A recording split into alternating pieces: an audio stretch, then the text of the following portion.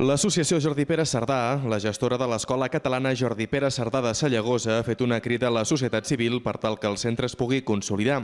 L'escola, creada fa 2 anys gràcies a l'empenta de pares i mestres provinents de la Bressola de Càldegues, és l'única de l'Alta Cerdanya que té el català com a llengua vehicular i on els alumnes també hi aprenen el francès, el castellà i l'anglès.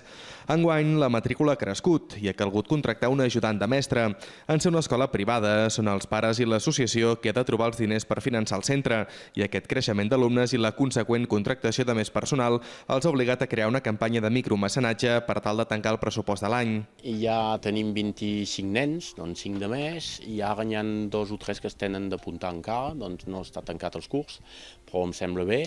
El pressupost és una mica més gran perquè hem tingut d'agafar, per agafar més nens, una mestra de més, un ajudant de mestre, que és la mainadera, i amb els pressupostos ens falta uns 5.000 euros per tancar fins a l'agost de l'any venint.